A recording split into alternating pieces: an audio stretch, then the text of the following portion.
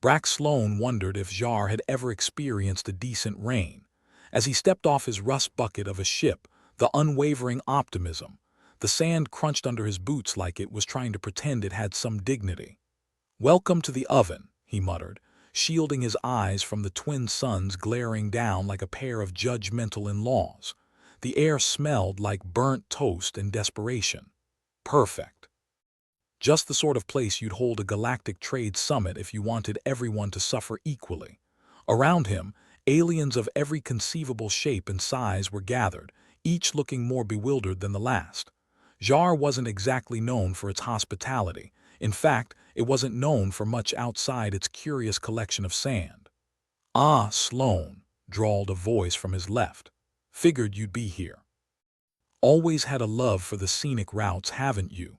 It was Nix Varger, a fellow trader whose face had all the charm of a kicked-in can. Brack grinned. "Nix, you old space pirate, still collecting debts like they're going out of style? How's the wife? Still poisoning your food?" "Nah, she stopped cooking once she realized I liked hospital food more," Nix replied, slapping Brack on the back with enough force to dislodge a lung. They both laughed, a shared acknowledgement of the universe's sick sense of humor. In the distance, a towering figure loomed, a green-skinned alien with more limbs than a bad day with a blender. Zilker, the chief alien economist, or as Brack liked to call him, the number cruncher from hell. Zilker's expression was one of perpetual confusion, like he just found out his retirement plan was a pyramid scheme. "Greetings, humans," Zilker said, his voice a chorus of mismatched tones that could lull a banshee. "We are perplexed by your trading methods." "Perplexed? That's putting it mildly," Brack chuckled. "We're humans, Zilker. We're not supposed to make sense. It's part of our charm." Zilker's eyes, too many to count, blinked in what might have been an attempt at understanding. "Your barter system is inefficient." "Yeah, well, so is democracy, but we love it anyway," Brack replied with a shrug. "Look, Zilker, if you want efficiency, talk to the robots." Right on cue, an announcement blared over the uneven terrain, the voice as smooth and inviting as sandpaper. "Citizens of Zhar and honored guests, the Arbiter welcomes you to the Grand Gladiator Games." The Arbiter, a pretentious name for an AI that seemed to have downloaded every bad decision a politician could make. Brack exchanged a knowing look with Nix. "Gladiator Games, huh? Bet 5 credits on the humans making fools of themselves." "I'll take that bet," Nix said, "but only because I like losing money." The alien economists, led by Zilker, seemed unsure if they should be appalled or intrigued. Probably both, given their penchant for numbers and order. "Is violence a part of your trading rituals?" one of them asked, genuinely curious. Brack grinned. "Nah, but it makes negotiation a hell of a lot more fun. Besides, you never know when a good punch in the face might seal the deal." The arena, if you could call a pit in the sand that, was filling up fast. Traders from all over the galaxy, each hoping for a big score or at least an entertaining afternoon. The Arbiter's games were infamous, part diversion, part social experiment, and entirely unpredictable. "Place your bets, ladies and gentle beings," shouted a vendor nearby, his voice cutting through the crowd like a dull knife. "Who will emerge victorious? The humans, the reptiloids, the whatever those things are." Brack watched as a trio of aliens argued over the worth of using teeth versus credits for bets. "See Zilker," he said, waving a hand at the chaos. "We're not the only ones with a trading problem," Zilker sighed, an impressive feat considering his lack of any discernible mouth. "Perhaps we could learn something from your unique perspective." "That's the spirit," Brack said. "Now, why don't we grab a drink before the bloodbath starts? Nothing like a cold one to wash down existential dread." They found a makeshift bar where the drinks were as questionable as the clientele. Brack ordered something that might have been beer in another life, while Nix opted for a neon concoction that glowed ominously. "To surviving another day in paradise," Brack toasted. "I'll drink to that," Nix replied, though his expression suggested he was still working on surviving the drink. The Arbiter's voice crackled back to life, announcing the first bout. A motley crew of contestants stumbled into the arena, each looking less prepared than the last. Ladies and gentle beings, our opening act, the humans versus whatever the hell those things are.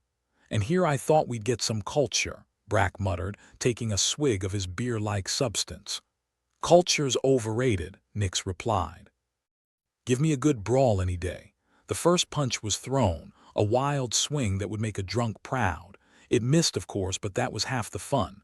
The crowd roared, a cacophony of excitement and morbid curiosity. Brack leaned back, a smirk playing on his lips.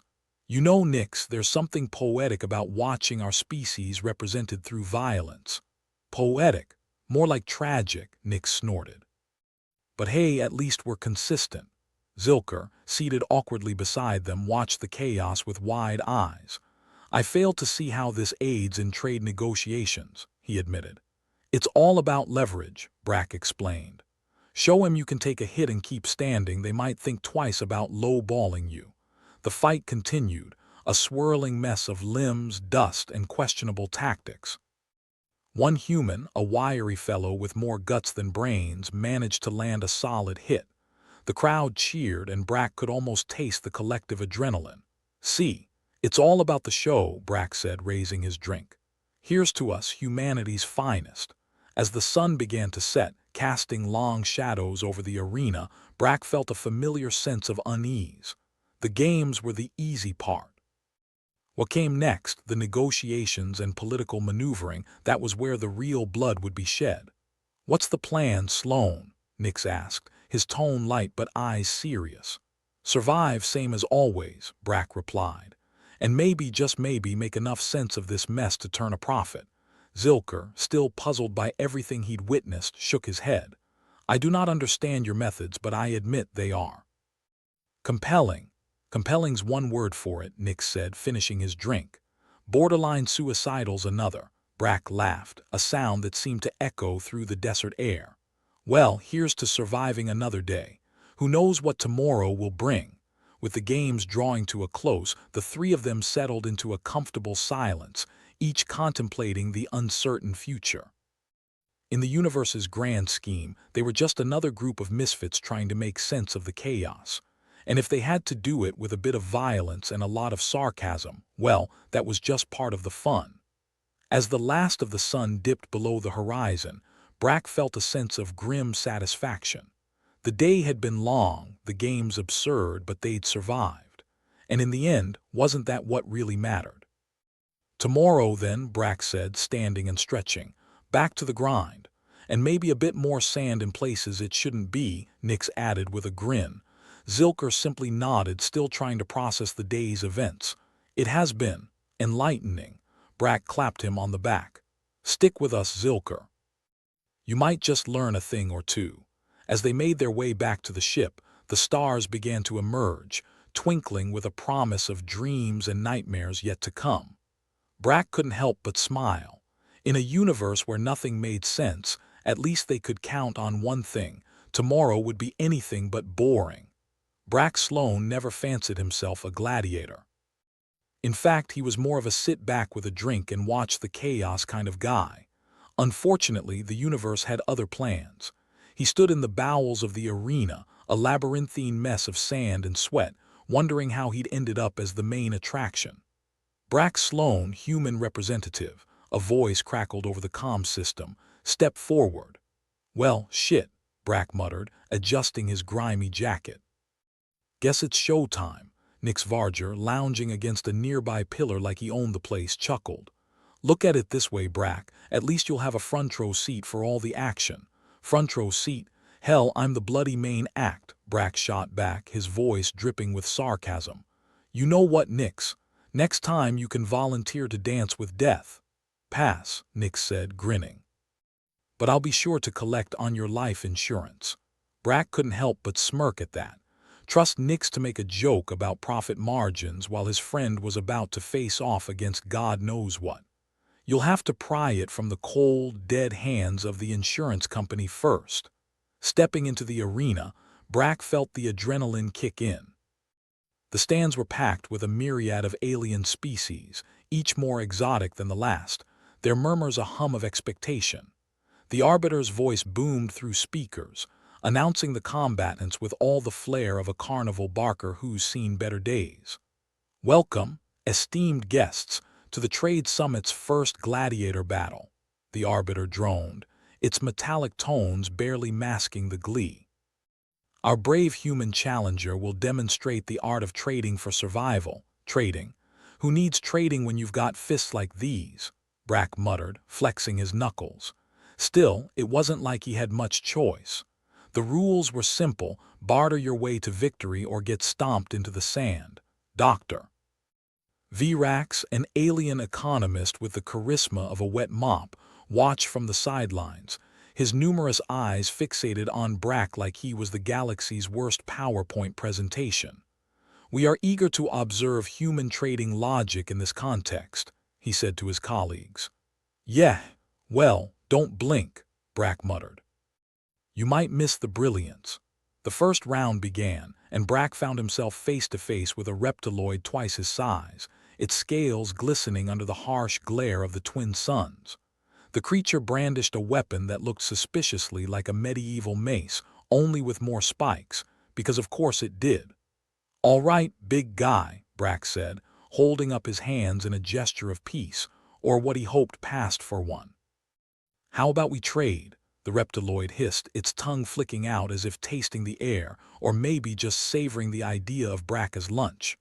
"Or not," Brack conceded, quickly rummaging through his pockets. He pulled out an old Earth coin, tossing it in the air. "Here, a genuine relic from Earth. Worth, well, something to someone, I'm sure." The reptiloid paused, its slitted eyes narrowing at the small, round object. It seemed to ponder for a moment, then surprisingly it put the mace down and took the coin. "Well, I'll be damned," Brack muttered, watching the reptiloid lumber away, clutching the coin like it was the crown jewels. "Trading for survival indeed." Dr. Virax's eyebrows, or what constituted as such, lifted in surprise. "Fascinating. The exchange of perceived value for non-violent resolution." Brack shrugged, a cocky grin plastered on his face. "It's all about knowing your market." The next round saw him squaring off against a creature that looked like a jellyfish with legs. Brack stared at it, wondering just what the hell he could offer. "Listen, pal," he said, scratching his head, "how about a trade? I'll give you this." He handed over a small, shiny metallic object, a piece from the unwavering optimism that had fallen off who knew when. The jellyfish creature jiggled with delight, wrapping its tendrils around the item. "You like shiny things, huh?" Brack said, stepping back as the creature ambled off, apparently satisfied. Who knew broken spaceship parts were such a hot commodity? Nix, watching from the stands, shouted down. "Hey, Brack, I knew that ship would pay off eventually." "Yeah, maybe I should sell tickets," Brack yelled back. "Rummage sale at the arena." The alien economists exchanged bewildered glances, their attempts to understand human trading principles growing more complex by the minute. "This methodology is unconventional," Dr. Virax admitted, taking notes furiously. "Unconventional's just a fancy way of saying winning," Brack replied, catching his breath. "Now let's see what's next." Round after round, Brack bartered his way through the bizarre menagerie of combatants, trading everything from a worn-out wristwatch to a half-eaten protein bar. The crowd was loving it, their cheers echoing off the arena walls as Brack worked his twisted magic. Zilker, seated beside Dr. Virax, seemed both troubled and intrigued. "Perhaps we underestimated the human approach." Dr. Virax nodded, his eyes flicking between his notes and the spectacle before him. "Indeed, their adaptability is remarkable." Brack, ever the showman, was in his element. As the final round approached, he found himself facing a formidable opponent, a creature that looked like a cross between an octopus and a freight train. It towered over him, its tentacles coiling and uncoiling with lethal intent. "All right, big fella," Brack said, trying to sound more confident than he felt. "Let's make a deal." He rifled through his pockets, coming up empty. "Damn it," he muttered.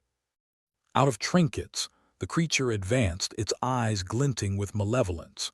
Brack swallowed hard, racking his brain for something, anything he could trade. Desperation breeding ingenuity, he held up a hand. "Wait, I've got just the thing." He tapped his wrist, activating a small holographic display. It flickered to life, showing a picture of the twin suns setting over the Zhar horizon. "A piece of art," he said, his voice carrying the ring of last-minute inspiration. "A memory of this place."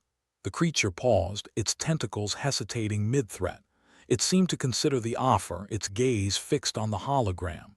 Then, with a surprisingly gentle motion, it reached out and accepted the virtual gift. Brack exhaled a breath he hadn't realized he'd been holding. "Thank God for sentimentality," he said, watching as the creature retreated, content with the ephemeral image. The arena erupted into applause, the audience on their feet, and Brack soaked in the moment. He'd done it. Somehow, he'd bartered his way through the madness. Dr. Virax couldn't hide his astonishment. "A remarkable demonstration of value perception," he proclaimed, even as he struggled to wrap his head around the unorthodox methods. Brack gave a mock bow, sweat trickling down his brow. Thank you," he said, his voice thick with exhaustion and irony. "I'll be here all week." As he made his way out of the arena, Brack caught Nix's eye. "Next time you can take the spotlight," he said, still riding the adrenaline high. "Nah," Nix replied, a laugh in his voice. "But I will buy you a drink." Dr. Virax and Zilker approached, their expressions a mix of admiration and disbelief. "Your methods are a conundrum," Zilker said, his limbs gesturing animatedly. "Yet effective." "That's humans for you," Brack said with a shrug. "We're full of surprises." As the group left the arena behind, the twin suns sinking below the horizon, Brack felt the weight of the day's events settle on his shoulders. Trading for survival might have been an unexpected twist, but it had worked somehow. Dr. Virax fell into step beside him. "Your ability to assign value to seemingly insignificant items is intriguing." Brack shot him a sideways glance. That's just fancy talk, for I was making it up as I went along." "And yet," Zilker interjected, "your success cannot be denied." Brack chuckled, running a hand through his sweat-dampened hair. "Guess I'm just good at reading people, or whatever passes for people around here." As they headed back to the unwavering optimism, Brack's mind drifted to the negotiations ahead. If trading for his life had taught him anything, it was that value was a matter of perspective. And with a little luck, he might just use that lesson to his advantage when the real deals went down. Nix clapped him on the back, a grin on his face. "To surviving another day, eh?" "Yeah," Brack agreed, matching his friend's smile. "And maybe, just maybe, teaching the universe a thing or two about human ingenuity." As the stars blinked into existence above, Brack felt a flicker of hope. In a universe that thrived on chaos and uncertainty, perhaps the key to survival was as simple as knowing how to trade a piece of junk for a shot at tomorrow. Brack Sloan wiped the sweat from his brow as he ambled out of the arena, the cheers of the crowd still echoing in his ears like tinnitus after a bad concert. He'd survived, which was more than he could say for his dignity. Trading his way through a gladiator match was, admittedly, not in his original career plans, but hey, life was full of surprises, mostly unpleasant ones. Nix Varger sauntered up alongside him, swishing a drink in his hand with the casual flair of someone who was not the one getting nearly trampled. "You ever think about getting into sales, Brack? You've got a real knack for selling junk." Brack snorted. "Yeah, if this whole not dying thing doesn't work out, maybe I'll open a pawn shop." As they walked, Zilker and Dr. Virax caught up, their expressions a cocktail of curiosity and something resembling grudging respect. "Your method of conflict resolution is intriguing," Zilker said, his many limbs gesturing like he was trying to catch invisible flies. "Yeah, well, it's amazing what you can achieve when you're out of options and running on sheer terror," Brack replied. Dr. Virax tilted his head, all businesslike. "Tell me, do humans often resort to fabricating value where none exists?" Brack rubbed his jaw, considering. "Only when we're trying to impress people or avoid getting killed. So, yeah, pretty much all the time." The Arbiter, meanwhile, wasn't done with his spectacle. The comm system crackled, and his voice boomed out with the kind of forced enthusiasm usually reserved for used spaceship salesmen. Esteemed audience, due to a request from our sponsors, we're introducing a new twist. All remaining rounds will include obstacles and environmental hazards. Enjoy! Well, fantastic, Brack muttered, glancing at Nix. Just when you think it can't get worse, they prove you wrong. Nix chuckled. Look on the bright side. If you get squashed by a boulder, you won't have to worry about explaining human economics anymore.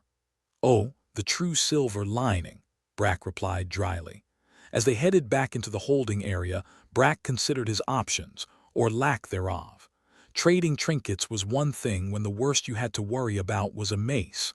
Dodging falling rocks and who knew what else was another. The next round began with a bang, literally, as the arena floor erupted into a geyser of sand and small, jagged rocks. Brack ducked, barely avoiding a face full of Zhar's finest gravel. His opponent this time was a creature that looked like the unholy offspring of a turtle and a tank, its shell gleaming with a sheen that suggested both resilience and a poor disposition. Lovely, Brack muttered. And here I thought I'd seen all the horrors this galaxy had to offer. The Arbiter's voice crackled to life again. Contestants, you'll notice a series of obstacles around you. Use them to your advantage or perish. Brack rolled his eyes. Oh, thanks for the motivational speech. The turtle tank creature charged, and Brack hurriedly glanced around, spotting a boulder precariously perched at the edge of the arena. He darted towards it, hoping his legs were faster than they looked.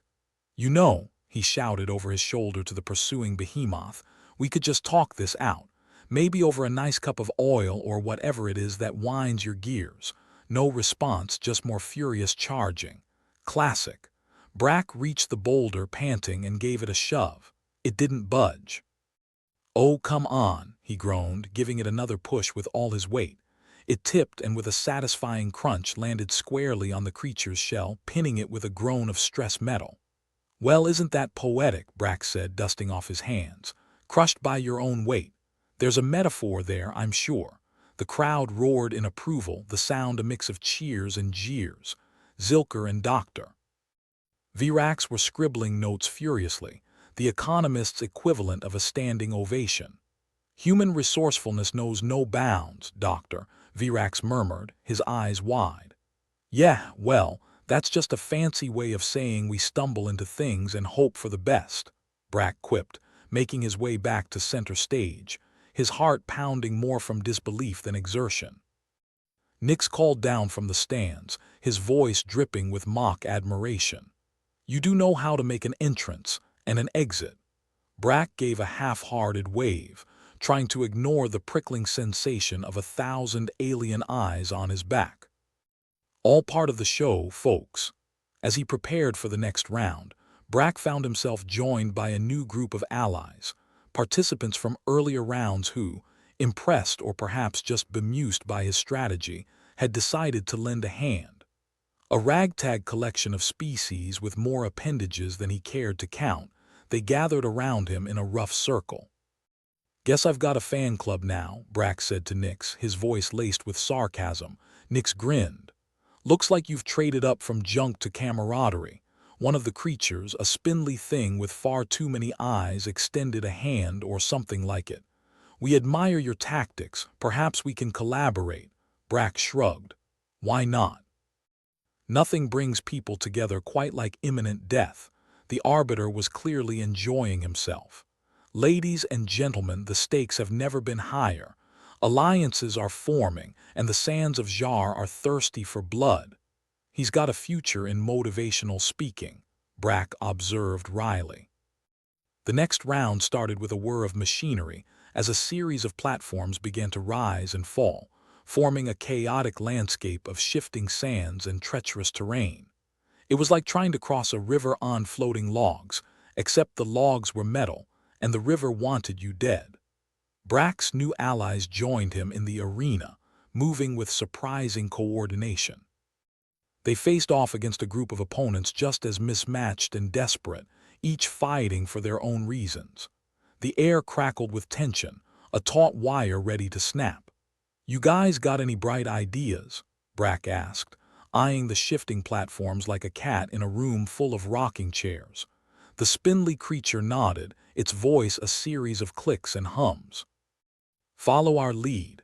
Brack nodded, falling into step as they began to move as one, a bizarre ballet of misfits in a dance of survival. The platforms rose and fell, the ground beneath them a living thing, and Brack moved with them, feeling the rhythm pulse through his veins. He dodged a swipe from a creature that looked like a walking trash compactor, its arms swinging with brutal precision. "Hey, watch it." "I'm recyclable." His allies pressed the attack, working in unison to drive the opponents back. Brack found himself in the thick of it, trading blows and barbs with equal fervor. It was chaos, pure and simple, and he loved it. An opponent lunged at him, a hulking brute with teeth like knives, and Brack ducked, rolling under its swing. He popped up, brandishing a makeshift weapon, a piece of the arena floor that had come loose. "Careful, mate, you don't want to chip a tooth." As the battle wore on, Brack found himself laughing, a wild, reckless sound that echoed through the arena. It was absurd, all of it, and somehow that made it glorious. "Having fun yet?" Nix called, his voice drifting down like a lifeline. "Yeah," Brack replied, grinning like a maniac. This is what passes for entertainment these days. Together with his newfound allies, Brack pushed forward inch by inch. The opposition began to falter, the tide turning in their favor. It was like watching a crumbling dam, the pressure building until it finally burst. And then, just when victory seemed within reach, the arbiter's voice cut through the air. "Final twist, dear audience. The remaining contestants must battle each other." Brack blinked, caught off guard. "You're kidding me." His allies hesitated, the fragile bonds they'd formed unraveling under the weight of the announcement. Brack held up his hands. "Look, we've got a good thing going here. No need to ruin it with a little backstabbing." One of the creatures, a hulking brute with the demeanor of a bouncer on steroids, frowned. "But the rules, screw the rules," Brack interrupted, his voice firm. "We're doing fine without him, aren't we?" There was a pause, and then slowly the others nodded, the understanding clear. They were in this together, at least for now. Dr. Virax and Zilker watched from the sidelines, their expressions a study in alien curiosity. Their ability to defy expected behavior is noteworthy, Zilker commented, his many limbs gesticulating like an overcaffeinated octopus. Dr. Virax nodded, his expression thoughtful. "Indeed, a testament to adaptability or insanity. Probably both," Brack muttered to himself as he squared up, ready for whatever madness came next. The arbiter's voice rang out, a note of surprise coloring his tone. "An unexpected turn of events. Our combatants have chosen cooperation over competition." "How thrilling!" Brack rolled his eyes, bracing himself for the next wave. "Thrilling isn't the word I'd use, but hey, whatever keeps the crowd happy." As the twin suns began to set, casting long shadows over the arena, Brack felt a strange sense of calm settle over him. Together, they'd face the madness and come out the other side, battered but unbroken. With the adrenaline wearing off, Brack glanced at his newfound companions, a ragtag band of misfits bound by necessity and a shared desire for survival. "Well, folks," he said, his voice carrying the weight of exhaustion and hard-won camaraderie, "looks like we've got ourselves a team." Nix raised a drink in salute. "To alliances born of desperation." Brack grinned, letting the moment sink in. Maybe, just maybe, they'd get through this yet. And if not, well, at least they'd have a hell of a story to tell. Brack Sloan was beginning to wonder if he'd accidentally stumbled into some mad director's experimental theater play instead of a gladiator match. The arena had a new surprise for every contender, and today's feature was a series of elaborate, spinning platforms with all the stability of a politician's promise. "Welcome to the Wheel of Misfortune," Brack muttered, eyeing the death traps with a mixture of disdain and grudging respect. "Guaranteed to make you dizzy before it kills you." Nix Varger, leaning against the rail with a drink in hand, yelled down at him. "Just think of it as a chance to practice your dance moves, Brack. You might even survive long enough to hit the after-party." "Yeah, the one where we're all dead," Brack shot back, sidestepping a spinning platform just in time to avoid an impromptu amputation. It was like trying to dodge a blender set to puree. The Arbiter's voice boomed across the arena, echoing with the kind of enthusiasm that should be reserved for announcing cake. Contestants, the platforms are equipped with various items. Use them wisely, or be used by them. Another day, another chance to die creatively, Brack muttered, scanning the whirring platforms for anything vaguely useful. Among the random assortment of items were a coil of rope, a couple of metallic spheres, and a device that might have once been a toaster but had since been repurposed for something more sinister. Brack snagged the rope, tucking it into his belt. It wasn't much, but he'd learned long ago that sometimes the simplest things held the greatest potential. Like duct tape, it's not glamorous, but it can hold the universe together. His ragtag group of allies, towering aliens and shifty-eyed creatures alike, had spread out across the arena, each trying to grab whatever they could without losing a limb. The unity they'd found earlier was holding, if only because the alternative was being mashed into a fine paste by their opponents. One of Brack's more enthusiastic allies, a creature with more legs than a centipede on steroids, scuttled past him, holding a gleaming sphere in its claws. "We can use this for distraction," it suggested, its voice a guttural purr. "Distraction's great," Brack agreed, eyeing a particularly mean-looking opponent. "But it won't stop that guy from rearranging my face." The centipede-alike tapped the sphere, and it began to emit a high-pitched whine. Seconds later, it exploded in a shower of sparks, sending nearby enemies diving for cover. "Okay, that's a distraction," Brack grinned, shaking his head. "Just try not to blow us up in the process." From their vantage point, Dr. Virax and Zilker watched the proceedings with expressions of academic interest mingled with disbelief. Humans, they were learning, had a knack for turning chaos into opportunity. "This is an excellent study in human adaptability," Zilker noted, his limbs twitching excitedly. Dr. Virax gave a nod, though his eyes were narrowed with suspicion. "Adaptability or desperation?" "Both, probably," Brack muttered as he swung on the rope, using it to propel himself onto a platform that wasn't spinning quite as violently. His landing was less than graceful, but then, aesthetics seemed a bit pointless when survival was the main objective. His new perch provided a decent vantage point, allowing him to see the arena with a clearer perspective. The platforms were chaotic, yes, but patterns were emerging. He could see how they moved, where they would be in the next few seconds. It was like reading the tell of a card player before they made their move. "All right, folks," he called to his allies who were scattered across the arena like a bad hand, "let's play this smart. Watch the patterns, use the platforms to get around. We can outmaneuver these jokers if we work together." A chorus of clicks, hums, and growls signaled agreement, and they began to move as a unit, using the platforms to their advantage. It was a crazy plan, but then, they'd already embraced insanity as a strategy. The opposing team seemed to realize they were losing ground, and one particularly large brute, a creature with muscles in places that shouldn't even have places, decided to charge at Brack, determined to end his streak of luck.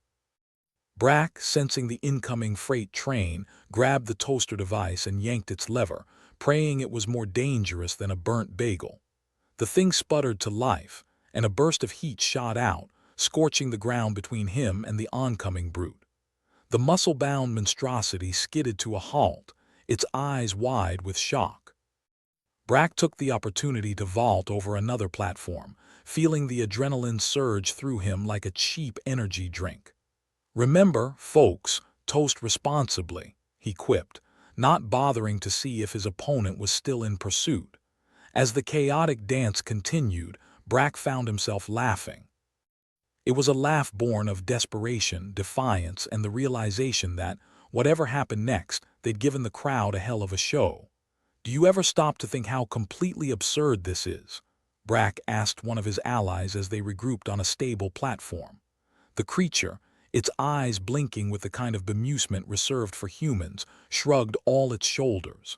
Life is absurd, human, but also entertaining.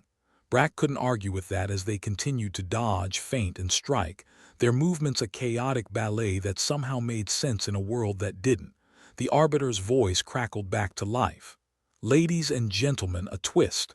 Our economists have decided to add a special challenge. Brack groaned. Oh, what now? A pop quiz on interstellar trade laws, Doctor. Virax and Zilker had apparently decided to step up their involvement, introducing a new element that would test the combatants' creativity or break them in the attempt. Suddenly, from the arena floor, a series of holographic screens popped up, each displaying a riddle or puzzle. Brack squinted at one, the words blurring as he tried to decipher their meaning. "Great trivia night," he muttered. "Just what I needed," Nix called down, his voice sympathetic. "Looks like they want to see if you can think your way out of a paper bag, Brack." "Why think when you can punch?" Brack replied, though he knew there was no getting around it. If they didn't solve these puzzles, they wouldn't advance, and losing meant more than just bruised pride. His allies gathered around, each taking a screen and focusing their energy on untangling the riddles. Brack found himself staring at one that read, "What has keys but can't open locks?" He blinked. One of those tricksy little human riddles, something from ancient Earth, no doubt. He scratched his head, then it hit him. "A piano!" he shouted, the screen blinking green in confirmation. The others were having varying degrees of success, their efforts marked by flashes of green or red as they worked through the puzzles. It was a bizarre interlude, a test of mental agility amidst the chaos of the arena. "Your move, Doctor, Virax," Brack muttered as he watched his allies think, their alien faces scrunched in concentration. "Let's see if your little academic exercise can hold up to some good old-fashioned human tenacity." As they cracked each riddle, the platforms began to slow, their deadly dance easing into a more navigable pattern.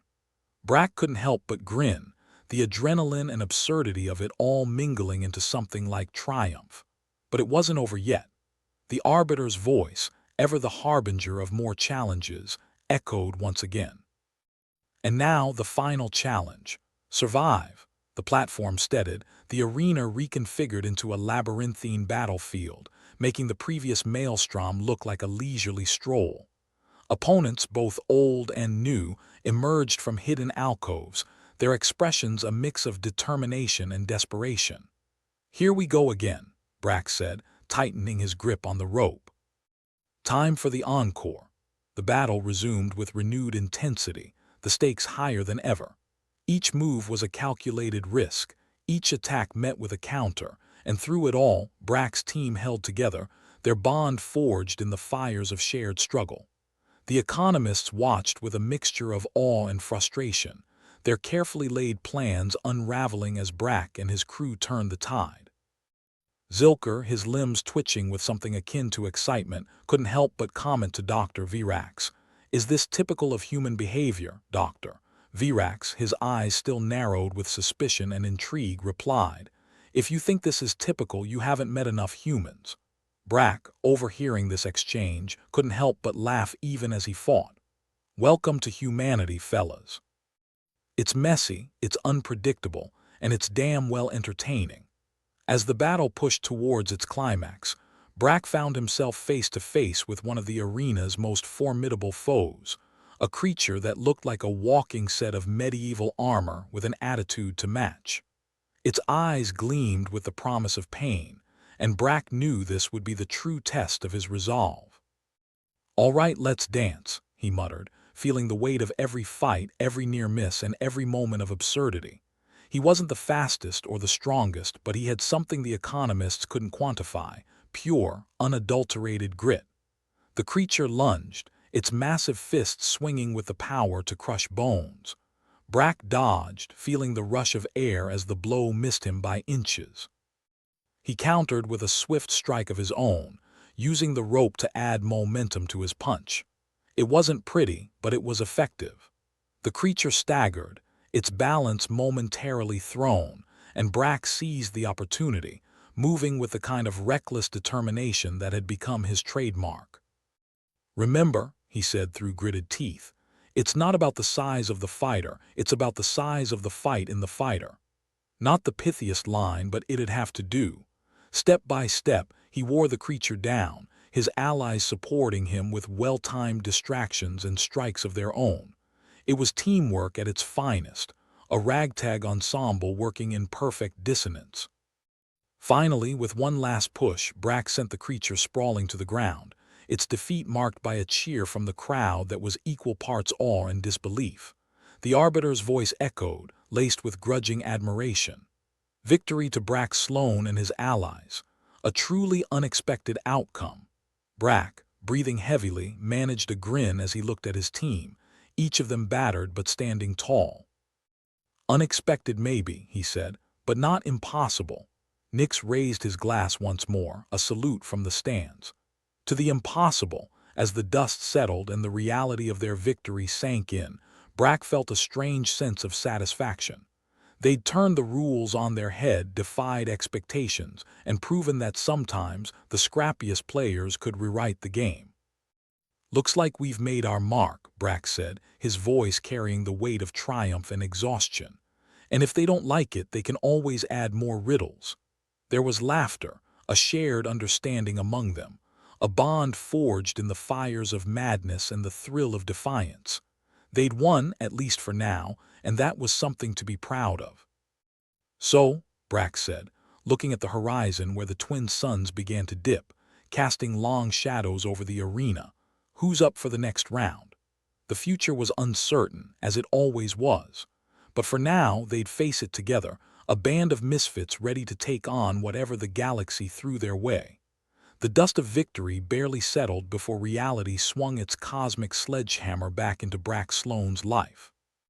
He sat on the edge of a platform, watching his ragtag bunch of allies patch themselves up with whatever scraps of dignity they could muster. A bloody nose here, a bruised ego there, nothing that a little time or a bottle of something stronger couldn't fix. "So," Nix called out from his perch above, leaning nonchalantly against the rail as if he hadn't a care in the universe, "what's next on the agenda?" "Tea with the economists," Brack snorted, wiping sweat from his brow. "Yeah, maybe they'll tell us the secret to making a fortune in interstellar hedge funds, or better yet, how to turn this victory into cold, hard credits." The Arbiter's voice, undoubtedly full of glee at the prospect of more chaos, cut across the arena. "Attention!" Due to unforeseen levels of entertainment, Brack Sloan and his associates are requested for a debriefing. "Debriefing," Brack muttered to himself, feeling a prickle of unease. "Sounds suspiciously like interrogation to me." The rest of his motley crew exchanged glances, the kind that said, "Well, we've survived worse." Probably. As they were ushered out of the arena, Brack couldn't help but feel the weight of his own hubris pressing down on him. Sure, they'd won the battle of the absurd, but at what cost? His resources were dwindling faster than a politician's promises post-election, and alliances were only as strong as the next catastrophe. They were led into a room that screamed bureaucracy in all its drab, metallic glory. The kind of place where souls went to die, or worse, get audited. Dr. Virax stood at one end, his expression a blend of fascination and the kind of disdain usually reserved for roadkill. "Mr. Sloan," Virax began, his voice the auditory equivalent of a root canal, "your performance was educational." Brack raised an eyebrow. "Glad we could provide some entertainment. What's this about, Virax?" "I don't have any taxes to declare, if that's what you're worried about." Virax ignored the quip, his focus unwavering. "We are curious about your resilience. How do you continue to defy expectations?" "Luck," Brack replied with a shrug, and a blatant disregard for personal safety. Zilker's many limbs twitched with intrigue, his eyes wide like a child hearing a bedtime story for the first time. "Is this what keeps humans going, this?" "Luck," Brack chuckled dryly. "Luck, some cunning, and a fair bit of stubbornness, mostly the last one." Virax leaned forward, his curiosity morphing into an obsession that was frankly unsettling. "But there must be more. A strategy, a method. How do you barter your way to victory with depleted resources?" Brack sighed, running a hand through his hair. "Look, Virax, life's a game of improvisation. Sometimes you gotta juggle chainsaws while riding a unicycle. Other times, you just need a good toaster. A toaster, Zilker echoed, clearly not understanding the human penchant for metaphor. Yeah, Brack replied, realizing this interrogation might be more about satisfying alien curiosity than anything else. It's all about using what you got, even if it's not what you wanted. Their interrogation session had all the excitement of a drying paint contest. Questions about strategy, human psychology, and the occasional odd query about Earth foodstuffs filled the air like a bad smell. The economists weren't just clueless about human psychology, they were downright afraid of it. The unpredictability, the chaos, it went against every ledger in their carefully ordered universe. Do you not fear the lack of control? Virax asked, his eyes narrowing as if trying to peer into Brack's very soul. Fear's part of the game, Brack replied with a shrug, masking the anxiety creeping up his spine. Keeps things interesting.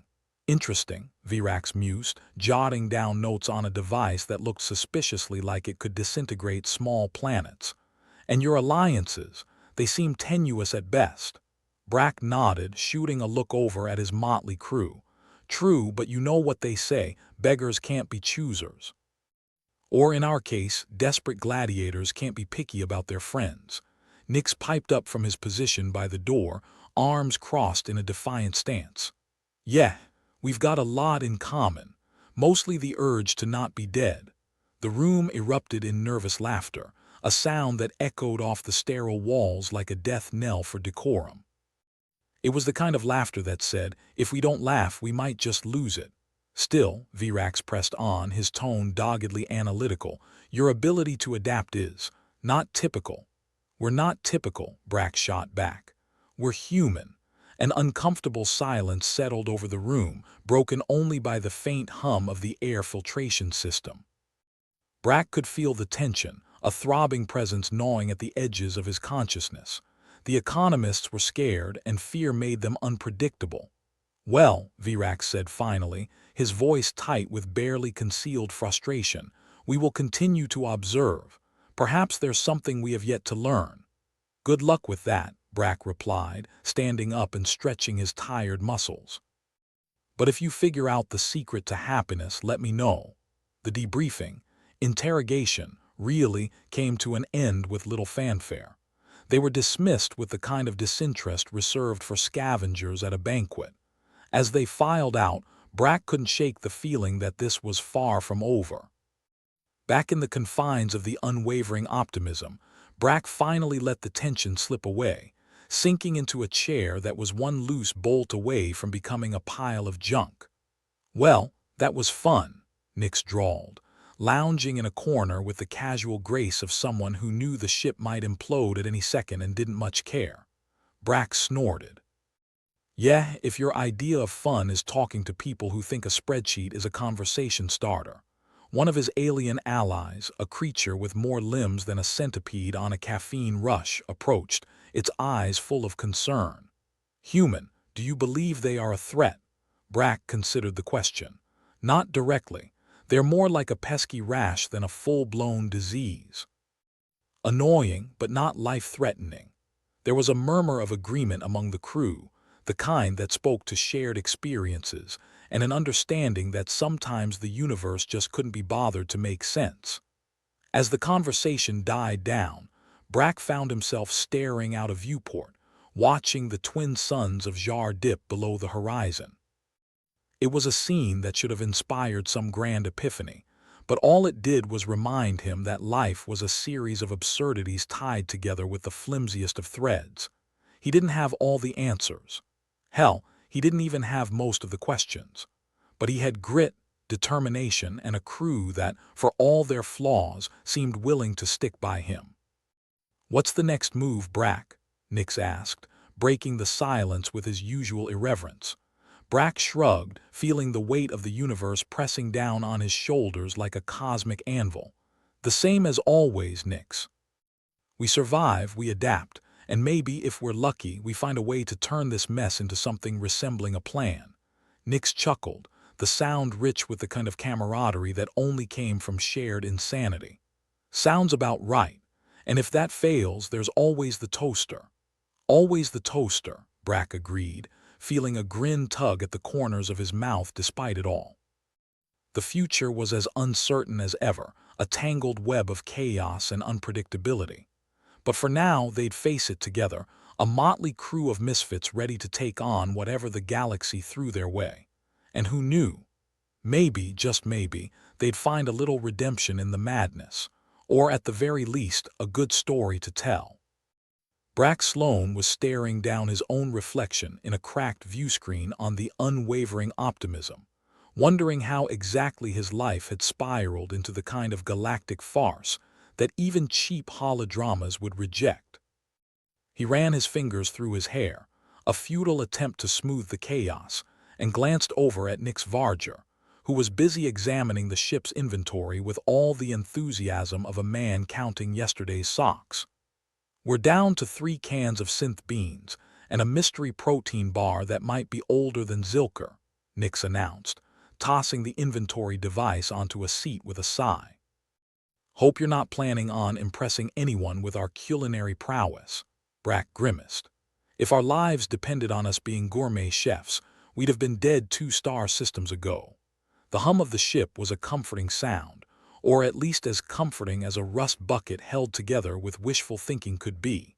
But even that ambience couldn't drown out the growing sense of unease gnawing at Brack's gut.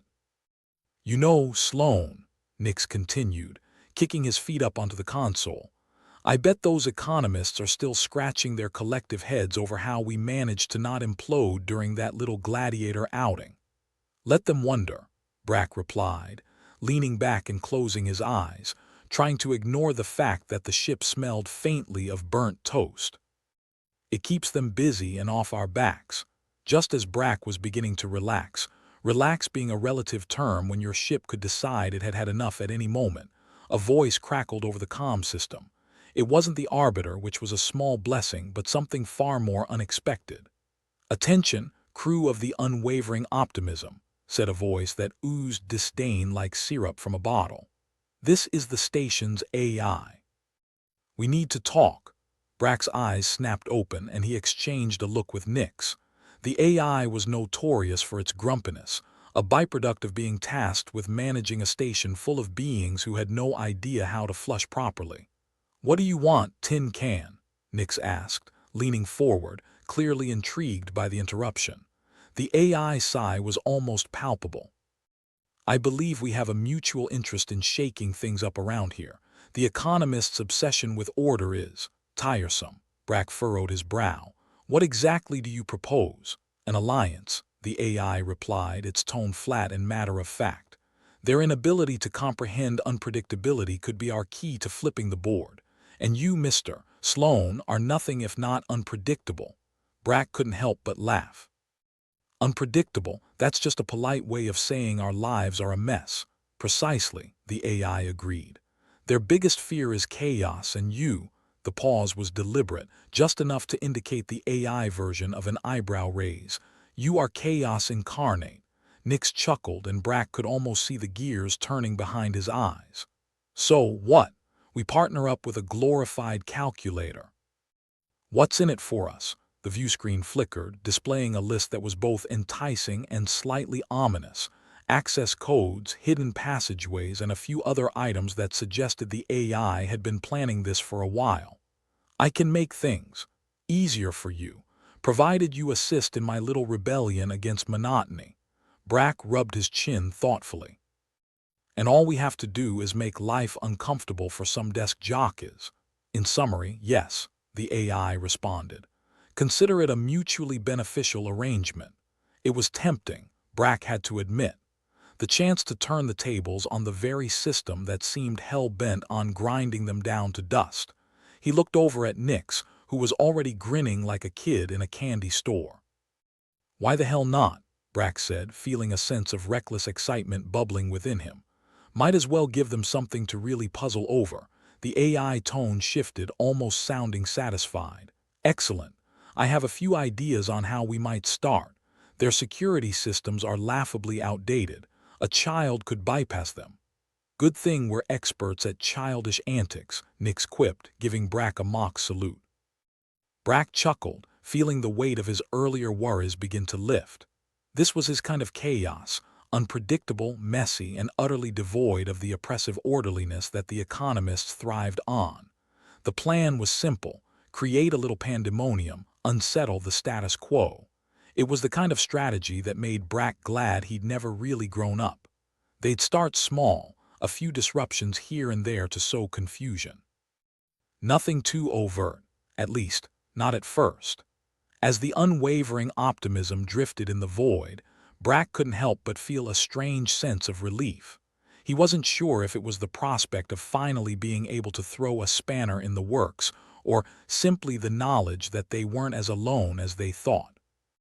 Over the next few cycles, the crew threw themselves into their new mission with the kind of dedication usually reserved for desperate last stands, which, in a way, this was. The AI proved to be surprisingly adept at mischief, feeding them just enough information to keep things interesting without tipping the economists off too soon. By the time reports of malfunctioning systems and inexplicable anomalies started filtering through the grapevine, Brack was practically giddy. It was a rare thing to see an economist look genuinely bewildered, and it was quickly becoming his new favorite sport.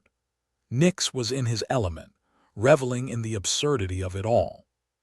"You know," he said one evening, kicking back with what passed for a drink in their current circumstances, "this might be the best job we've ever had."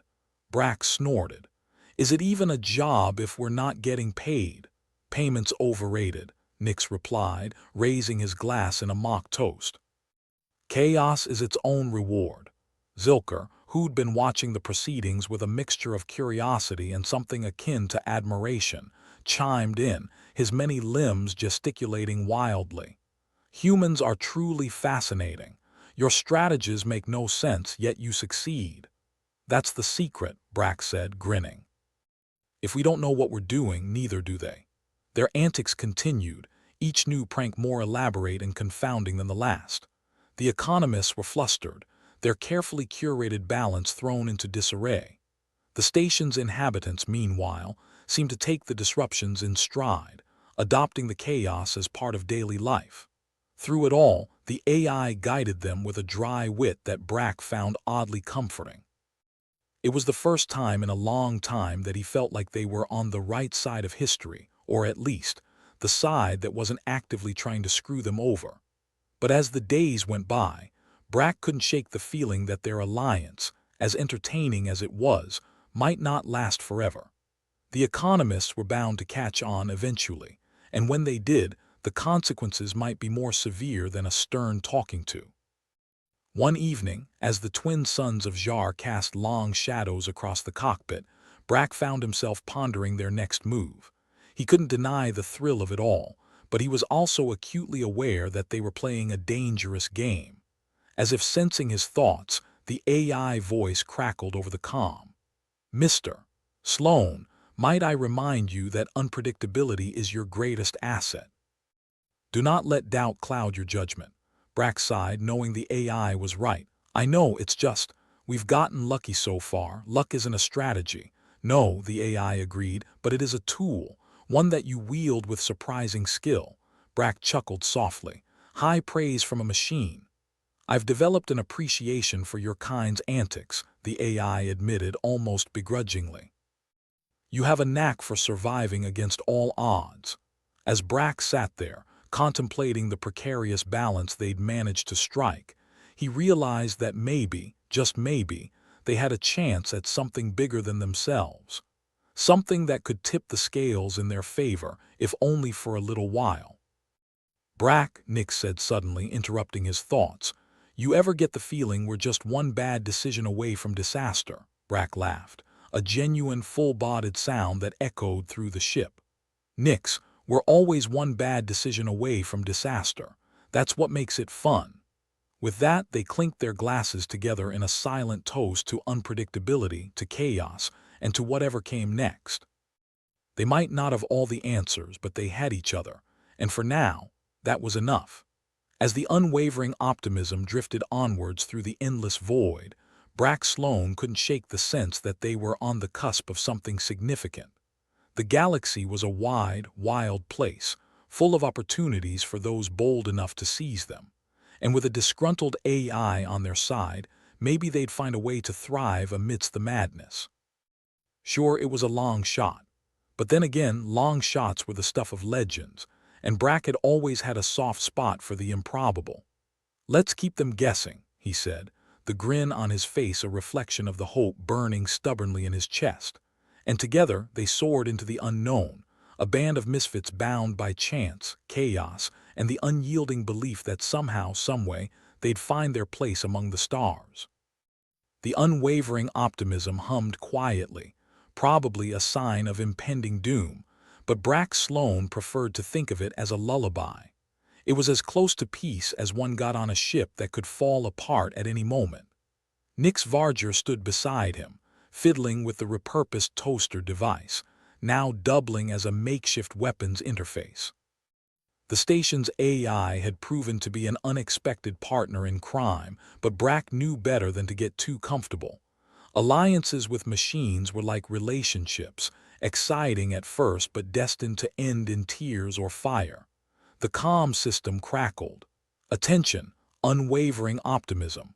The time has come for our demonstration," the AI announced, sounding more like a smug professor about to prove a point than a partner in anarchy. Brack smirked as he adjusted the view screen to get a better look at himself. "We ready, Nix?" "About as ready as a lemming on the edge of a cliff," Nix replied, not looking up from his tinkering. "That's the spirit." Brack clapped his hands together, a gesture that probably did more to motivate himself than anyone else. "Let's show these alien economists what real chaos looks like." The AI had managed to arrange for a gathering in one of the larger assembly halls on Zhar, where the galaxy's economic elite often congregated to discuss things like trade routes and fiscal responsibility, concepts Brack found about as thrilling as a root canal. The plan. Let's call it the Great Distract and Disrupt.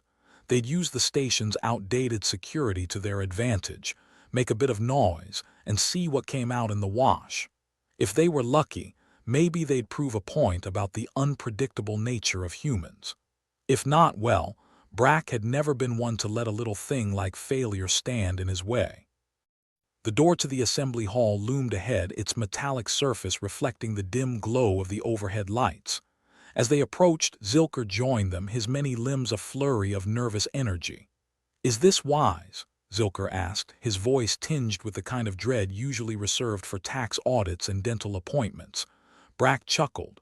"Wise? Probably not. Fun? Definitely," Nick snorted. "Plus, it's not like we have anything better to do, unless you've suddenly developed a taste for bureaucratic drivel." They stepped into the hall, a cavernous space filled with the kind of beings who looked like they'd rather be anywhere else, preferably somewhere without humans.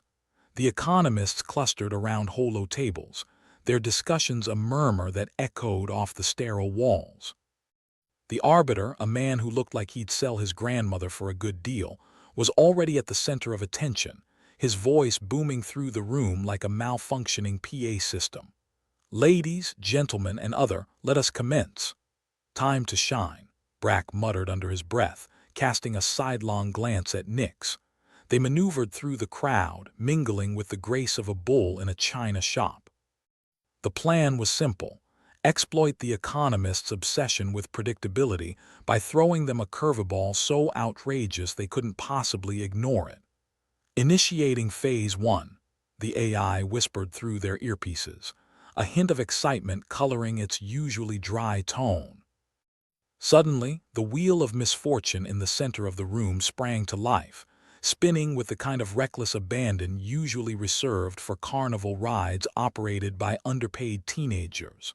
The economists looked up, their expressions a mix of horror and fascination. Brack couldn't help but grin. "Now that's what I call a party." The wheel's platforms rotated, each equipped with random items that could be used strategically or not at all. It was as if someone had decided to merge a gladiator pit with a flea market, a concept Brack found delightfully absurd. As the chaos unfolded, their little stunt began to distract the economists, who were suddenly more interested in the spectacle than their spreadsheets. It was time for the grand finale, the piece de resistance that would prove the point they'd been building to. Phase 2, Nick said, his voice barely concealing his glee. From somewhere in the depths of the arena, Dr. Virax emerged, looking as disdainful as ever. What is the meaning of this disruption? Brack turned to face him, adopting his most disarming smile, the one that usually preceded trouble. It's called a demonstration, Doc. We're showing you the value of unpredictability, Dr. Virax sneered. Chaos has no place in economics. And yet, Brack replied, gesturing to the crowd of economists now captivated by the spectacle, here we are. Chaos is the spice of life, and you can't put a price on that. The arbiter, now clearly seeing an opportunity to capitalize on the confusion, chimed in. Perhaps there's merit in exploring unconventional methods. Zilker, who had been watching with wide eyes, added, humans excel in creating value from nothing. It's quite fascinating. Their words hung in the air, a challenge to the very foundation of the economic system these aliens held dear. It was a gamble, but Brack had always been fond of those. The AI voice crackled back to life, its tone now laced with satisfaction. It seems your methods have sparked curiosity. The economists, usually so rigid and unyielding, were beginning to murmur among themselves, exchanging ideas and theories. Brack couldn't help but feel a swell of pride, an emotion usually reserved for con artists who'd successfully pulled off a long con without getting arrested. See, Doc, Brack said, turning back to Dr. Virax. Context and relationships, that's what makes trade work. You can't just reduce it to numbers and charts. Dr. Virax seemed to contemplate this, his expression softening if only slightly. Perhaps there is something to be learned from your chaos. Brack shrugged. It's not chaos, Doc, it's creativity. And a bit of luck. As the room began to settle, Brack and his crew stepped back, allowing the economists to pick through the pieces of their shattered preconceptions. It was a victory of sorts, not the kind that came with medals or accolades, but one that left a mark. Nix leaned in, a smirk on his face. Think they'll change their ways? Brack laughed. Not a chance. But at least they'll think twice before dismissing us as a bunch of unpredictables. The AI, now fully invested in the outcome, offered its own take. Perhaps unpredictability is the key to adaptability. An interesting concept. As the assembly hall emptied, Brack, Nix, and Zilker lingered at the edge, watching as the economists filed out, their expressions ranging from bemused to contemplative. It wasn't every day you got to shake up the cosmic order, or at least, not every day Brack wasn't actively trying to avoid it. What's next? Zilker asked, his curiosity as boundless as Brack's penchant for trouble. Who knows? Brack replied with a grin. But whatever it is, I'm sure it'll be interesting. As they made their way back to the unwavering optimism, Brack couldn't help but feel a sense of camaraderie with his crew. They were a ragtag bunch, held together by little more than shared history and a mutual disdain for authority. But that was enough. The ship's engines roared to life, and they set course for the stars once more. Brack knew the AI would continue to have its own agenda, and the galaxy would keep trying to impose order where it didn't belong. But for now, they'd carved out a small victory in the vast, uncaring universe, a testament to the resilience of those who refuse to be pigeonholed. Think they'll remember us? Nix asked as they slipped back into the quiet of space. Brack chuckled. They might try to forget, but chaos leaves a lasting impression. With a shared sense of triumph, they settled into the familiar routine of life aboard the unwavering optimism. The galaxy was still a wild, unpredictable place, and Brack wouldn't have it any other way. To chaos, Nix said, raising an imaginary glass. To chaos, Brack and Zilker echoed, laughing as the ship carried them into the unknown. And as they sailed through the stars, Brack knew one thing for certain.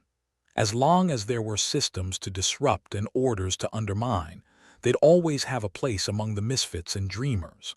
For in the end, It was those who embraced the unpredictable who truly thrived in the cosmos, a lesson the alien economists might not understand yet, but one they'd never forget.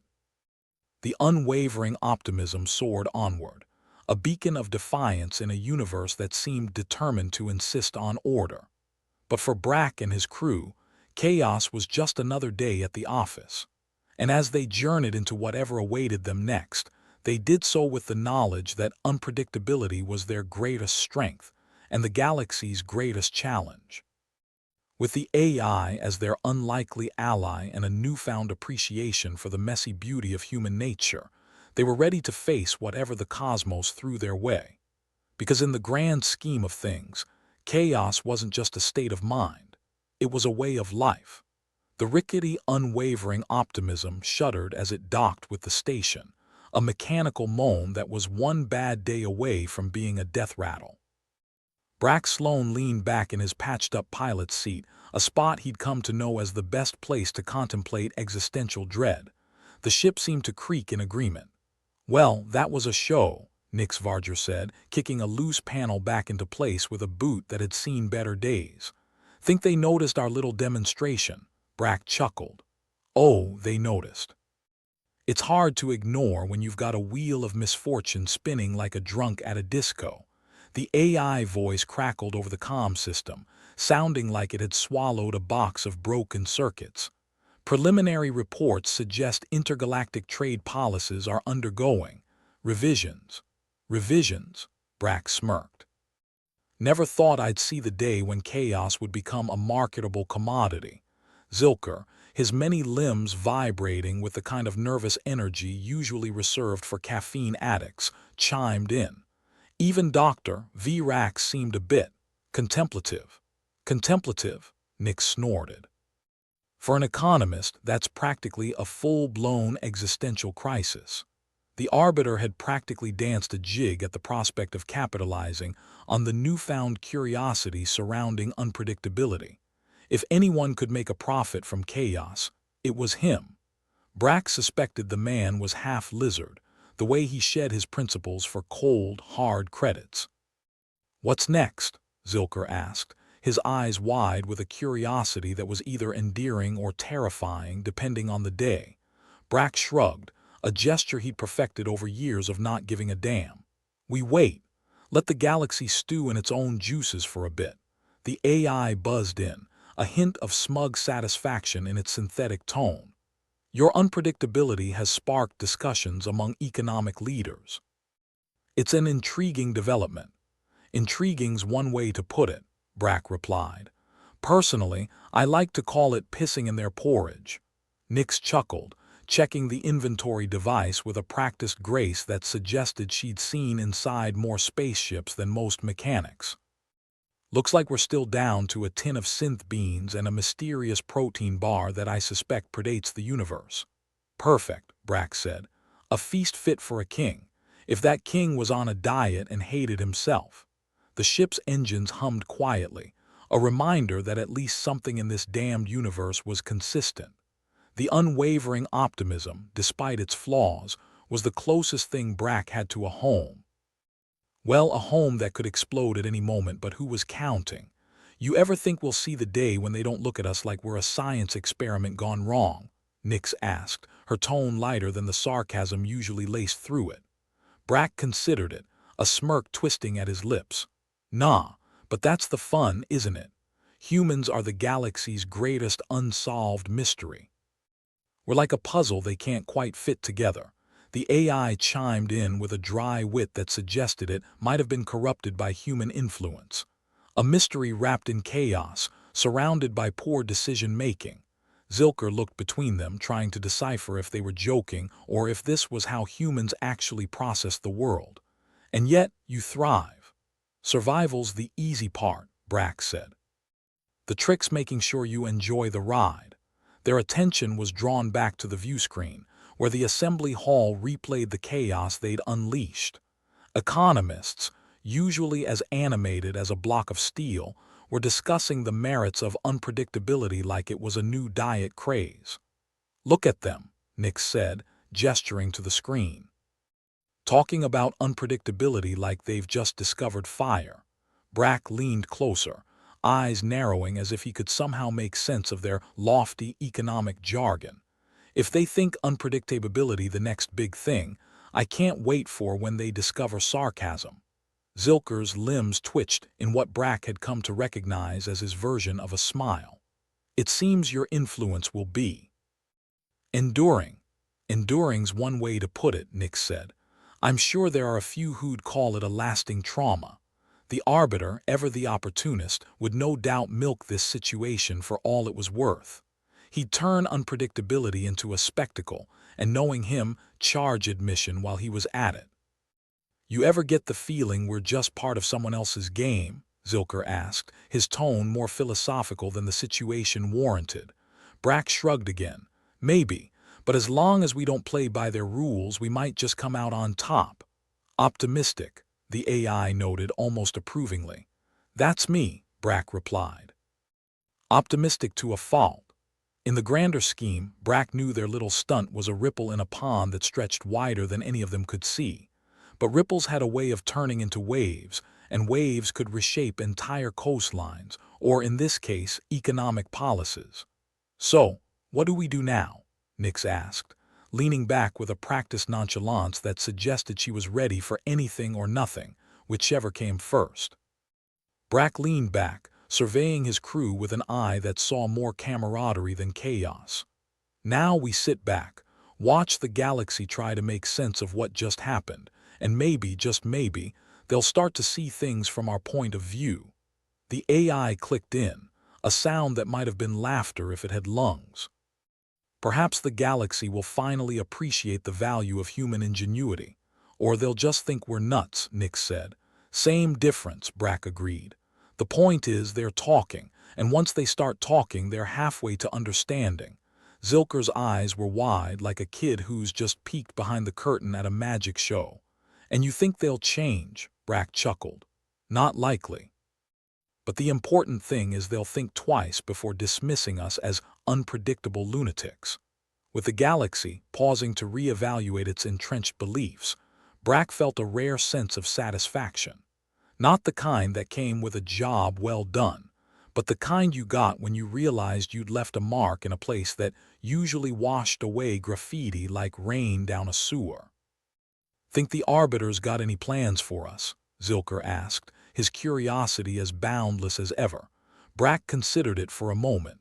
He's probably already planning the next games, hoping to recreate the chaos, but he'll find out soon enough that lightning doesn't strike twice. Not when you're aiming for it anyway, Nix added, smirking.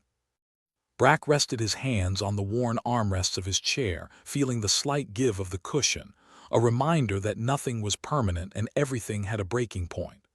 Whatever he's planning, he'll need us more than we need him, and that's the real win. The AI buzzed in, its tone almost conspiratorial. The galaxy will adapt. It's what life does. Brack grinned. And we'll be right there, adapting faster than they can keep up. The unwavering optimism set course for the stars again, its engines humming with a familiar rhythm. As they pulled away from the station, Brack knew that whatever the future held, they'd face it head-on, with unpredictability as their co-pilot and chaos as their compass. To unpredictability, Nix said, smiling as the vastness of space unfolded before them. To unpredictability, Brack echoed, nodding at the stars that beckoned them forward. Zilker waved one of his myriad limbs, a gesture that might have been a salute or a signal to stop discussing existential nonsense. Either way, it worked. In the silence that followed, Brack allowed himself a rare moment of reflection. They were misfits and dreamers, rebels without a cause, except their cause was a universe that refused to fit into neat little boxes, and that was enough for him. Think we'll ever see a day when unpredictability isn't our biggest weapon? Nix asked, her voice softer now. Brack thought long and hard, well, as long and hard as he could without falling asleep. Nah. But maybe one day they'll see it as our greatest strength. As they drifted through the endless night, Brack knew the galaxy was still a vast and indifferent place, but he'd be damned if he let it grind him down to nothing. Unpredictability was the only way to survive in a universe that didn't give a damn about you. The AI, with its newfound appreciation for chaos, offered its final verdict. Perhaps unpredictability is the essence of human nature. Brack smiled, a genuine expression that felt foreign on his face. Maybe it is, and maybe that's what makes us worth talking about. The unwavering optimism sailed on, a testament to the resilience of those who refuse to be defined by anyone's rules but their own. And in the vast, uncaring void, Brack knew one thing for certain. Chaos wasn't just a way of life. It was the only way of life that mattered.